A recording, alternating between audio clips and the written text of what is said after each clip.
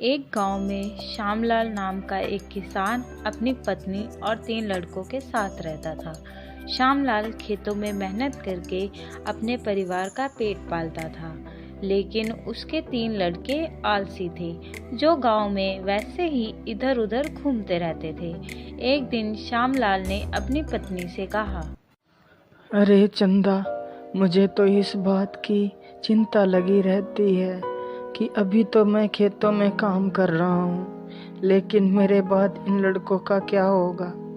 इन्होंने तो कभी मेहनत भी नहीं करी है, ये तो कभी खेतों में भी नहीं गए हैं। आप चिंता मत कीजिए, ये भी धीरे धीरे काम करने लगेंगे। समय बीतता गया और श्यामलाल के लड़के कोई काम नहीं करते थे। एक बार श्यामलाल बहुत बीमार पड़ गया और वह काफी दिनों तक बीमार ही रहा। उसने अपनी पत्नी से कहा, अरे चंदा, जरा तीनों लड़कों को बुला कर ले आओ, मुझे उनसे कुछ जरूरी बात करनी है। जी, अभी बुला कर लाती हूँ। फिर चंदा तीनों लड़कों को बुलाती है। अरे सुनो बेटा, तुम्हारे पिताजी तुम्हें बुला रहे हैं। जी माँ जी, चलिए। फिर वह तीनों लड़के पिता के पास आ जाते हैं। जी पिताजी, आपने हमें बुलाया, बोलिए क्या बात है।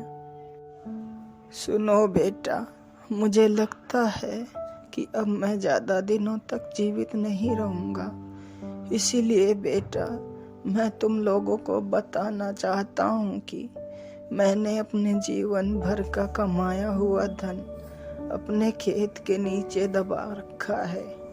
मेरे बाद तुम उसमें से खजाना निकाल कर आपस में बांट लेना।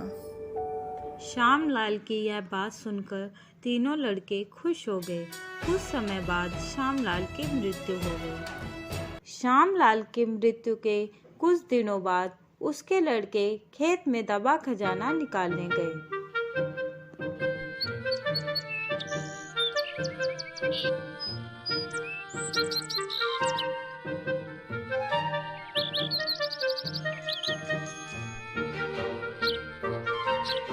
उन्होंने सुबह से लेकर शाम तक सारा खेत खोद डाला, लेकिन उनको कोई भी खजाना नजर नहीं आया।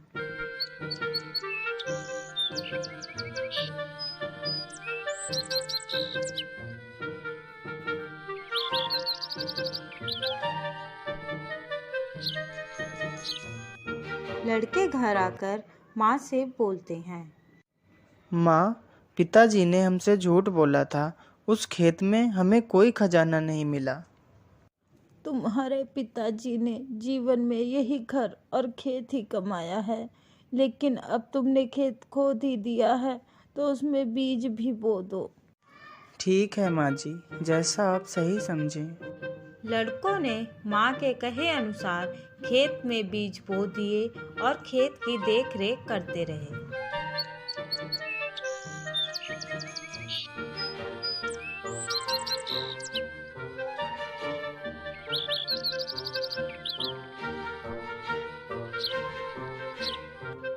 कुछ समय बाद उनके खेत में बहुत अच्छी फसल तैयार हुई।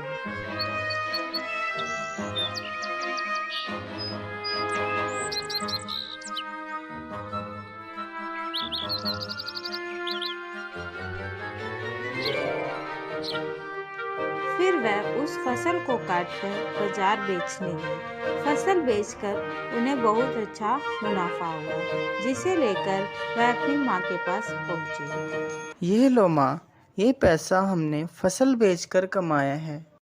लड़कों की यह बात सुनकर चंदा बहुत खुश हो जाती है और कहती है, तुम्हारी मेहनत ही असली खजाना है, यही तुम्हारे पिताजी तुम्हें समझाना चाहते थे।